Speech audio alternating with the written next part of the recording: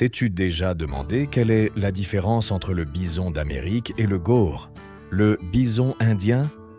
À beaucoup d'entre nous, cela arrive. On voit un bison et l'on se dit « celui-ci doit être l'herbivore le plus puissant de la planète ». Puis le gaur apparaît, des cornes épaisses et recourbées, un corps large, un regard serein mais difficile à déchiffrer. Et le doute s'invite, alors, lequel est le plus fort? La question vaut la peine. À première vue, ils ressemblent à des titans venus de mondes différents, mais leurs différences vont au-delà de la carte. Elles sont dans le muscle, dans le caractère et jusque dans l'histoire que chaque espèce a tissée avec les humains autour d'elle. Ce sont deux façons de survivre, et quand tu comprends cela, tu ne les regardes plus de la même manière. Commençons par le bison d'Amérique. Ce n'est pas seulement un animal immense, c'est un symbole, une mémoire vivante d'une frontière que le temps a voulu effacer et n'a pas pu. Il fut un temps où des dizaines de millions de bisons traversaient les grandes plaines en faisant vibrer la terre. Ils n'étaient pas seulement des animaux, c'étaient des écosystèmes en mouvement. Ils pâturaient, ouvraient la voie à de nouvelles plantes, nourrissaient d'autres espèces. Et quand il le fallait, ils défendaient les leurs. Un mâle adulte peut approcher presque une tonne, environ 900 kilos, du muscle pur et de la poussée. Son pelage laineux le protège des tempêtes de neige. Ses cornes, courtes et épaisses, sont faites pour encaisser les chocs, et ses épaules hautes poussent comme un bélier vivant. Malgré tant de puissance, le bison n'est pas téméraire. Il se déplace avec calme, avec prudence, presque avec solennité. Le bison a appris à faire face au loup et au puma, et à l'ennemi le plus dangereux, l'être humain. Après des siècles de prédateurs, est arrivé le 19e siècle. Les fusils et les chemins de fer l'ont mené au bord de la faim. De plus de 30 millions, il n'en resta plus que moins de 1000. On aurait dit que l'histoire s'arrêtait là. Mais non. Grâce à une défense acharnée et à des efforts de conservation, le bison est revenu. La main qui a presque l'effacé a aussi aidé à le ramener. Grâce au programme de conservation, le bison est revenu. Nous ne reverrons plus cet océan interminable de peau et de sabots, mais il reste un symbole de résistance et de force silencieuse. Aujourd'hui, il marche dans des réserves, des parcs nationaux et des terres protégées. Ses hardes sont plus petites et son territoire est fragmenté, mais l'âme de la prairie est toujours là. Voyageons maintenant très à l'est, vers les forêts humides et lumineuses de l'Inde. L'air est épais, les arbres sont anciens, et le silence trompe. Quelque chose d'énorme observe dans l'ombre. Entre le gaur, Bosgorus, parfois appelé bison indien, Chataent si le bison est le moine guerrier du monde des herbivores, le gaur en est le général, calme, sûr de lui et redoutable si on le provoque. On l'appelle Bosgorus, mais beaucoup le surnomment bison indien. En réalité, ce n'est pas un bison, c'est une autre espèce avec sa propre allure. Dans les forêts d'Asie, le gaur est le bovin sauvage le plus grand du monde. Un mâle peut dépasser la tonne et, dans de rares cas, approcher les 1300 kilos. Il est généralement plus haut au garrot que le bison d'Amérique et aussi plus large, avec une musculature qui semble sculptée. Ses épaules ressortent comme s'il portait une armure. Ses pattes sont des colonnes noires jais et ses cornes se recourbent vers le haut, fermes, comme des étendards prêts pour la bataille. Le pelage, sombre et brillant, sur les pattes, des chaussettes blanches qui attirent l'attention. Et les yeux ne menacent pas, ils observent. Il n'a pas besoin de faire du bruit, sa présence suffit. Le gaur te regarde d'abord, comme s'il mesurait les distances. À la différence du bison, il ne porte pas de toison. Laineuses, son habit est court et luisant, brun très sombre ou noir, qui au soleil ressemble à de la pierre polie. Sur les pattes, il arbore des chaussettes blanches et sur le dos une crête dorsale marquée qui lui donne une silhouette de légende. Dans de nombreuses régions de l'Inde, on raconte des histoires. Même les tigres, maîtres de la jungle, hésitent parfois.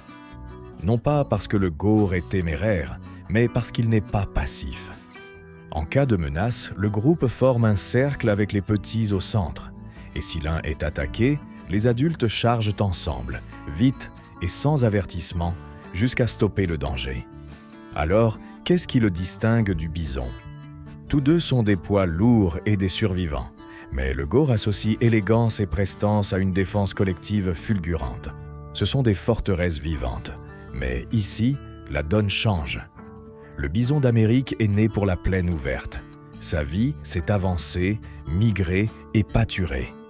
Sur cet horizon sans cachette, se montrer est une défense et la vitesse est un salut. En cas de danger, la harde se resserre et place les veaux au centre. Si un taureau charge, l'impact est celui d'un train. Pourtant, sa plus grande force, c'est l'endurance. Affronter le froid, maintenir le troupeau à l'herbe et en mouvement sur des terres sèches. Le gaur vit à l'ombre de la forêt. Il n'est pas fait pour courir loin, il est fait pour encaisser. Dans le sous-bois dense, il n'y a pas d'espace pour la course. Là règne l'alerte, la présence qui intimide et l'explosion de puissance à courte distance. Le gaur ne charge pas sur des kilomètres, il tombe dessus comme un mur qui s'effondre. Si la jungle est un labyrinthe, le gaur est sur la paroi qui t'arrête net. Même s'ils imposent par la taille, les bisons sont le plus souvent calmes. Ils sont imprévisibles, oui, mais leur état naturel est paisible. C'est pourquoi, dans des lieux comme Yellowstone, certains touristes se fient trop, s'approchent de trop près et apprennent que calme ne veut pas dire faible. Le gaur est plus difficile à voir. Il ne vit pas dans des zones touristiques. Il est fuyant, prudent et souvent nocturne. Les chercheurs de terrain le disent clairement. Face à un taureau adulte, ne le tente pas. Voici la différence clé. Le bison prévient généralement avant de charger. Le gaur, non. Il décide et il agit. Même les prédateurs le savent. Les loups peuvent faire tomber des bisons grâce à la meute et à l'usure tactique. Un bison sain, bien coordonné, peut céder à la stratégie. En revanche, un tigre qui s'attaque à un gaur, surtout s'il s'agit d'un taureau, prend un risque élevé. S'il échoue, il peut finir encorné, piétiné ou mort. Dans la jungle, les enjeux sont plus grands. Et le gaur le sait. Ici aussi, ils se séparent.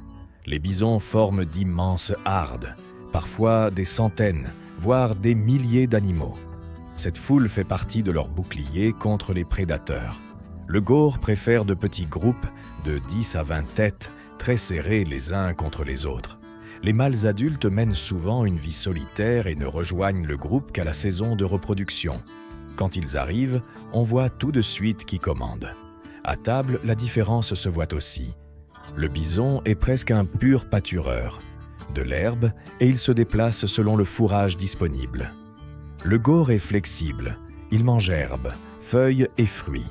La forêt lui offre de la variété toute l'année. C'est pourquoi il est moins migrateur et plus attaché à son territoire. Son monde est plus petit, mais riche en ressources. Il bouge moins. Et quand il le fait, c'est pour une raison précise. Chercher une partenaire, éviter un danger ou se rapprocher d'une ressource particulière. Parlons de l'héritage. En Amérique du Nord, le bison est plus qu'un animal. C'est un symbole national. On le voit sur des pièces, dans des peintures anciennes et dans des cérémonies des peuples autochtones. Il représente la terre, ses gens et cette liberté des plaines d'avant les clôtures. Le gaur est moins connu hors d'Asie, mais dans sa patrie, il est profondément respecté. Aujourd'hui, tous deux avancent sur un fil très fin. Le bison est revenu, oui, mais il reste vulnérable. Petite population isolée, perte d'habitat. Et dans certains endroits, croisement avec du bétail qui complique tant sa génétique. Le gaur est lui aussi menacé. Braconnage, déforestation et conflits avec les humains. À mesure que les fermes s'étendent et que la forêt se rétracte, son territoire se réduit centimètre par centimètre. Alors, lequel est le plus fort? Cela dépend de ce que tu appelles force. Si l'on parle de masse et de densité musculaire, le gaur a l'avantage. Il est plus compact et plus lourd, kilo pour kilo. Si l'on parle d'endurance, de supporter le froid et de maintenir la harde en mouvement sur des terrains ouverts et difficiles, le bison se distingue.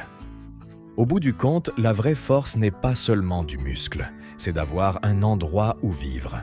Sans habitat protégé, aucun ne gagne. Si l'on parle de hauteur et de muscle à poids égal, le gaur impose.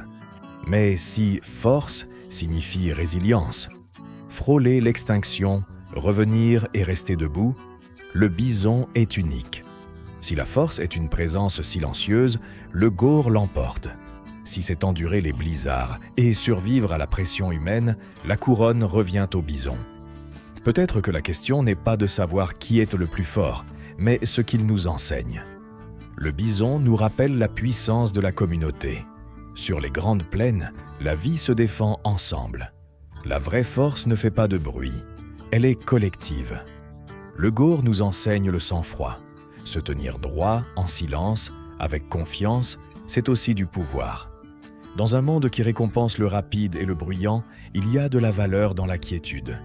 Ensemble, ils nous rappellent que le monde est plein de géants, chacun avec son code et sa voix, forgés par le vent ou la jungle, la neige ou la mousson. Alors, quand tu envoies un paître dans une vallée ou se fondre dans les ombres de la forêt, regarde au-delà du muscle. Tu verras mémoire et mythe, parce que la force a bien des formes. Et ces deux-là en sont des preuves vivantes.